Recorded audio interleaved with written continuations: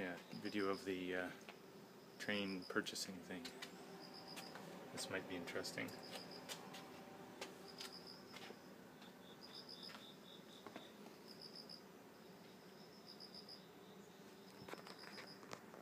Hi there, Keith here again. Or something like that, right?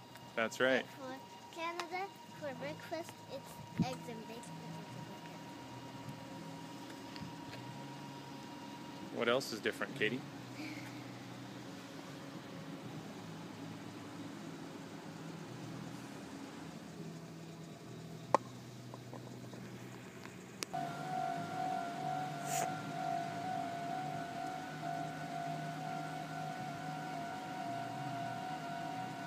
Here goes the train.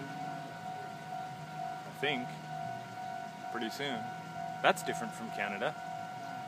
What? The train. Don't you think? Well, in Canada we have different kind of trains. Maybe people in Japan like to use trains more. I'm not sure if you're in there or not right now.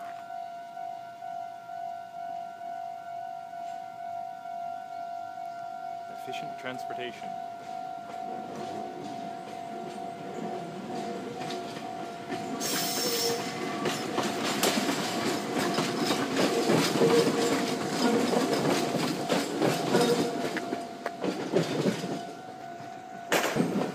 There it is.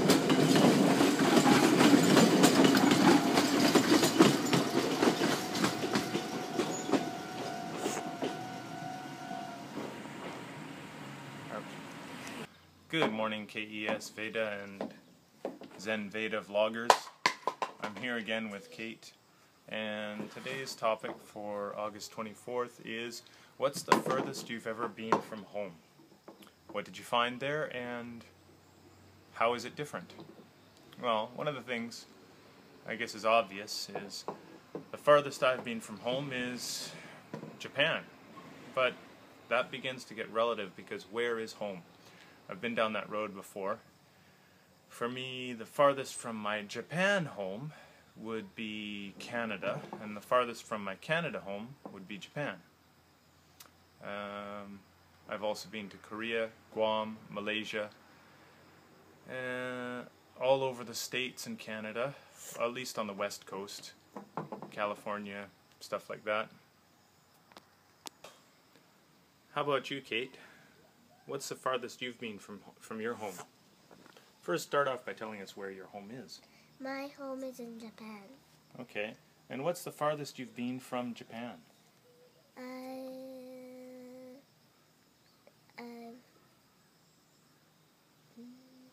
Where did we just go? We went to Canada. Yeah. So what do you think is different between Canada and Japan?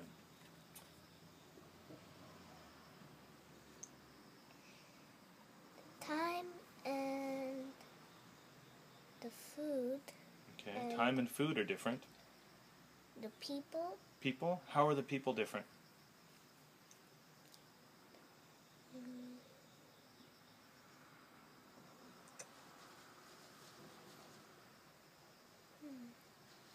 Think about that. Okay, so what did you find there? Well, obviously for me, when I came to Japan, I found a new home. And I found family. Namely, my daughter and my other daughter, who are at home sleeping. With my wife is at home also. And for me, what's the difference? I don't want to tell you. Because I've spent my whole 15, 16, 17, 18 years here complaining, well, not the whole time, but hearing people complain and resisting the urge to complain about what's different.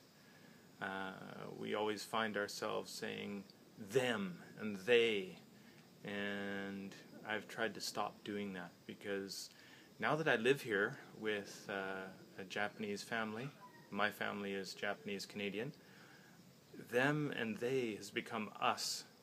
So I try not to focus on the differences. So certainly there are differences. The first thing you'll hear people say is culture.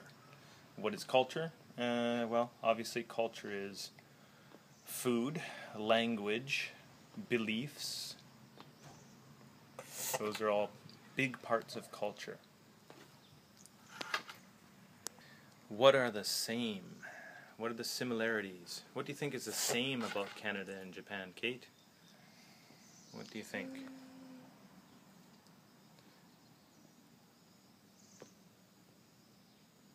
Another deep thought for you. So one thing that I notice that's the same is people like to eat. Everybody loves to eat. And another thing that's the same is people like to have friends and group together with members of similar interest. I think in general people like to help. I've had a lot of help recently from people both in Canada and in Japan. And in general people like to be helpful to their fellow man or woman. Okay, Katie, what else is different? You just came up with a good one. The weather is different. Okay, what's different about the weather in Japan? Typhoons. Typhoons, yeah, you have typhoons here. And is it warmer or colder in the summer from Canada? From Canada? Yeah. In the summer? Yes. It's warmer in the summer. And it's colder in the winter. Yeah, it's colder in the winter in Japan because we don't use a heater. Because we're silly. Okay. Kate, Yes. where do you think your home is? I think my home is in Canada because we just came back from Canada. You just came back from Canada, so your home is in Canada, right? Yes. So that feels like home to you, and this feels like away. How about later? Do you think Japan feels like home again? Yes. Mm-hmm. Because I was born in Japan. Right. Okay. Well, thanks for listening. So this has been Keith and Kate from Running on the Wrong Side of the Road at blogspot.com at Akechi Station in Gifu, Japan. Thanks for listening. We'll see you running on the wrong side of the road.